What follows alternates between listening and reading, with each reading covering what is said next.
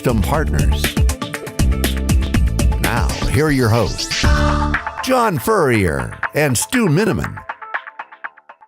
US Amazon Web Services reInvent 2016, their annual conference, 32,000 people, record-setting number. I'm John Furrier, Stu Miniman, co-hosting theCUBE for 3 days of wall-to-wall coverage. Day 2, day 1 of the conference. Our next guest is Kiran Bhageshpur, who's the CEO and co-founder of Igneous Systems, CUBE alum, hot startup in the, I don't want to say storage area, kind of disrupting storage in a new way.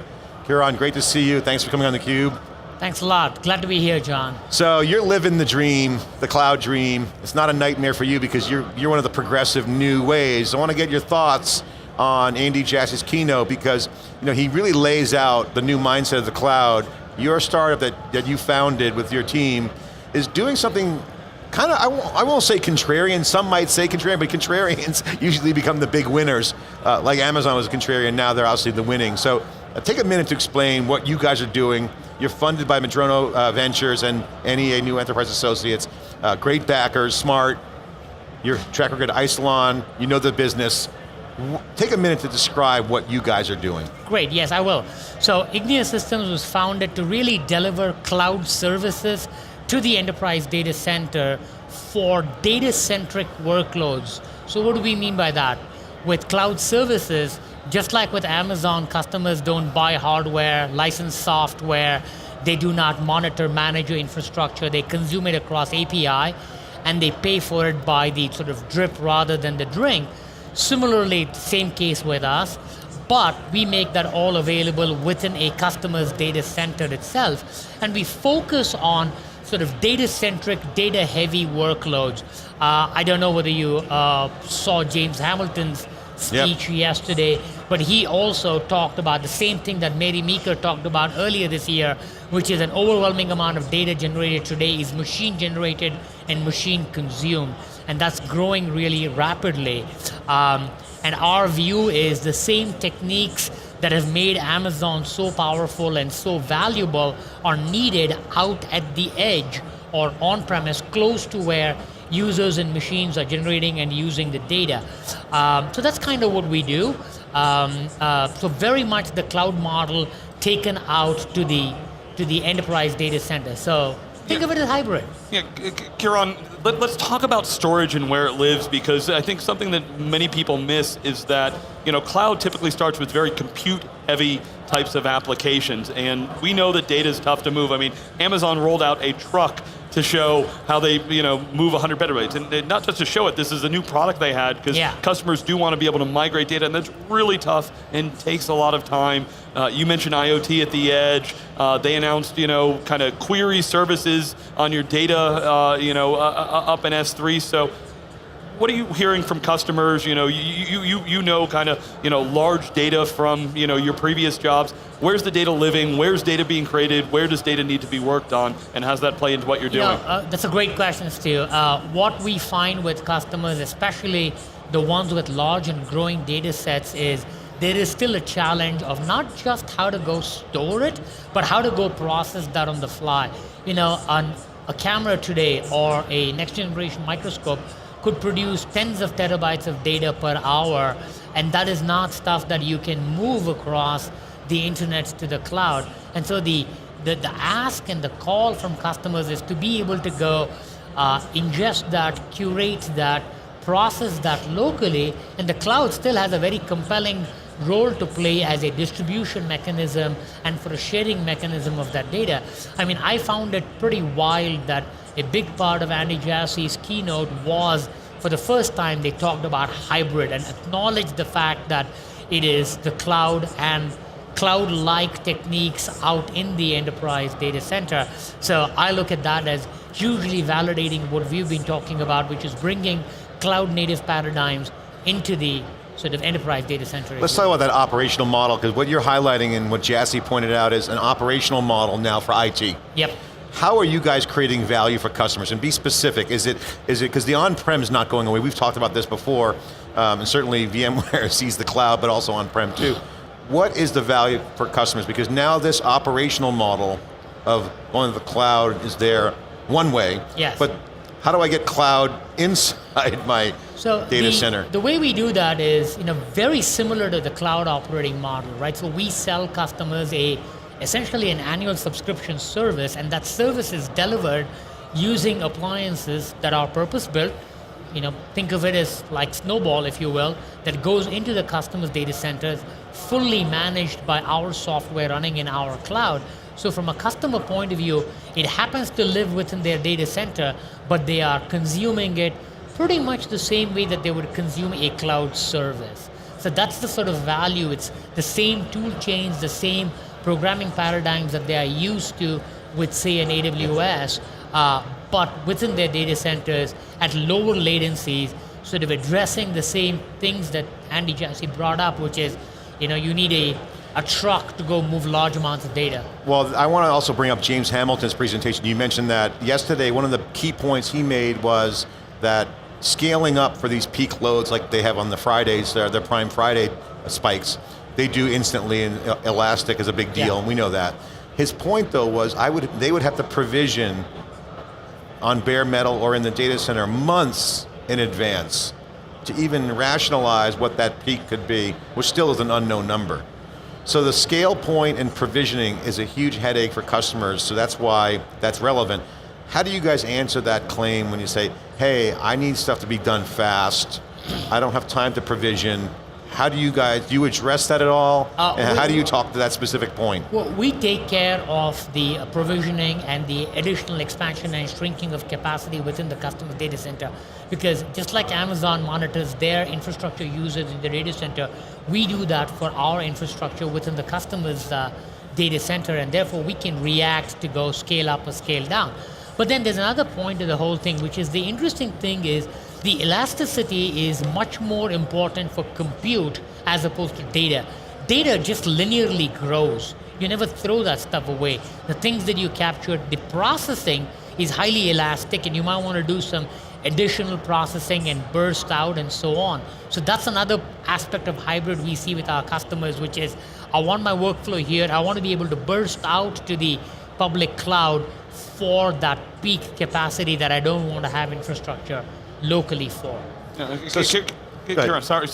So James Hamilton's presentation talks a lot about just that hyper scale, and in the end that they claim that they've got the most scale, and therefore nobody else should do anything because oversimplifying a little bit, but we've got the best price, we've got the whole stack, give you all the solutions.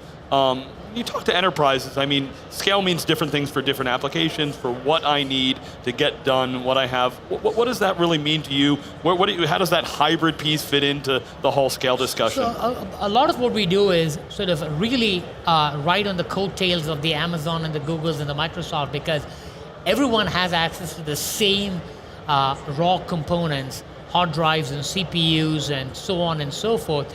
And then the question is, how do you go assemble those in a form factor that is appropriate for that particular use case? If you're going to go build a data center, that's one level of scale.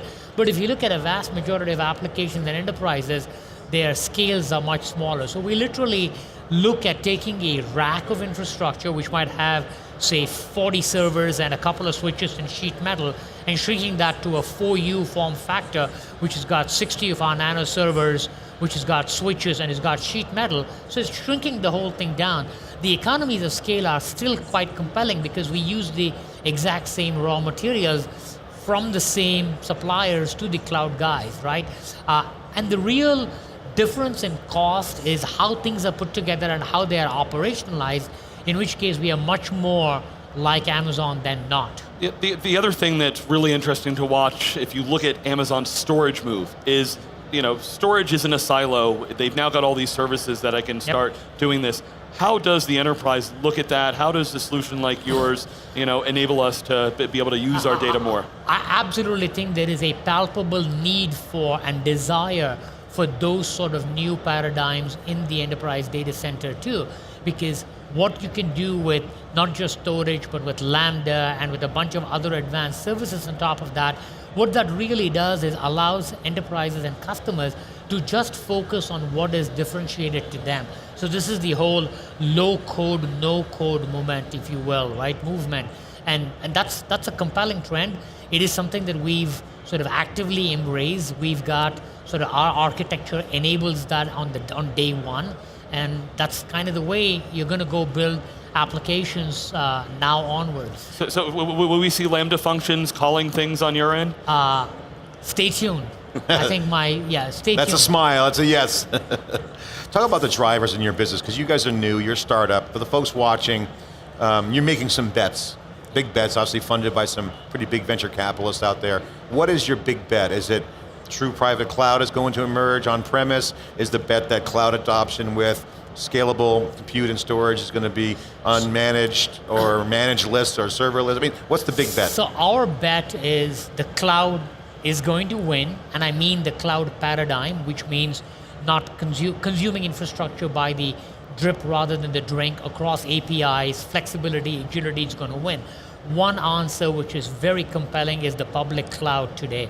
We believe that similar patterns will exist on the on-premise world, and we believe we are very well positioned to supply that thing.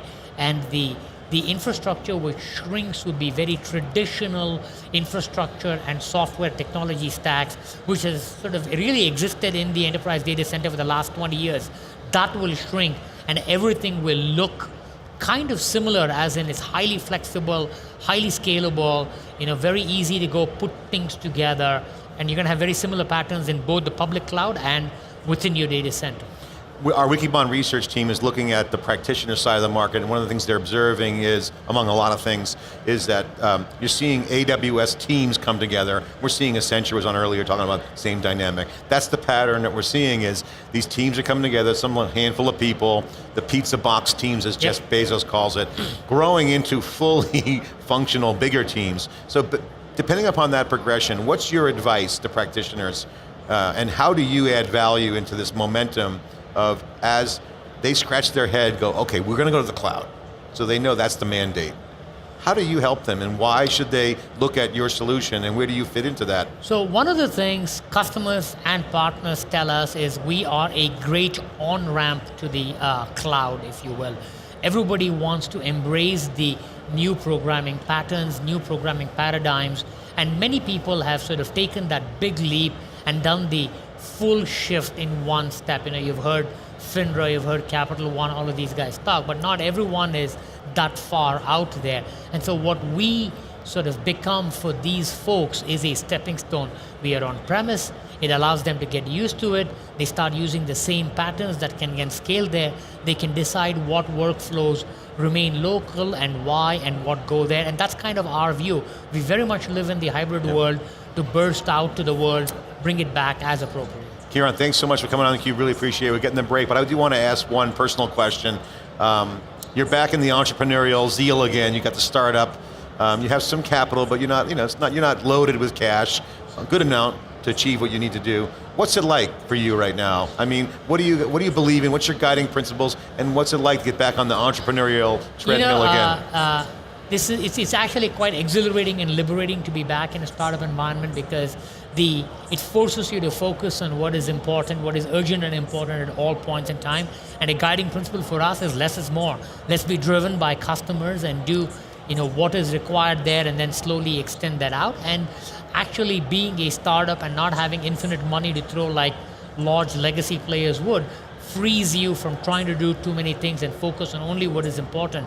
And that's really key to success. And how are you making the decisions as an executive, like product-wise? Is it more agile? Are you guys doubling down? Very, very agile. We can move very quickly. Since we are delivering a service, we are continuously updating infrastructure, just like Amazon does within their data center, so we can turn around very, very quickly.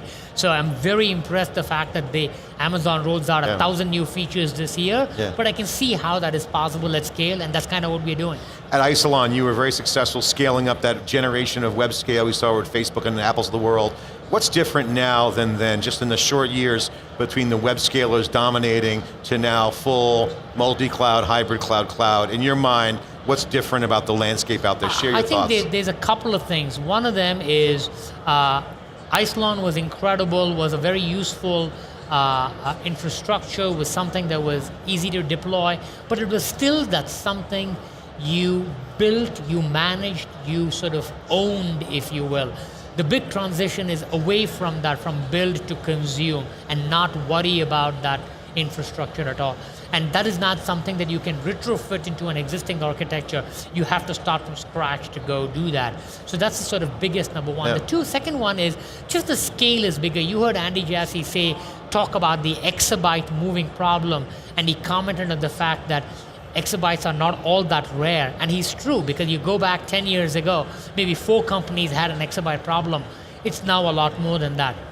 And so the scale is 2 to 3 orders of magnitude larger than when Isilon was growing up. Scale's at table stakes and consumption Absolutely. of infrastructure. That's a DevOps ethos gone mainstream. Yes. Kiran, Yes. thanks so much for sharing. You're live here in Las Vegas for Amazon reInvent. I'm John Furrier, Stu Miniman. We're back with more live coverage, 3 days of wall-to-wall coverage. theCUBE, we'll be right back.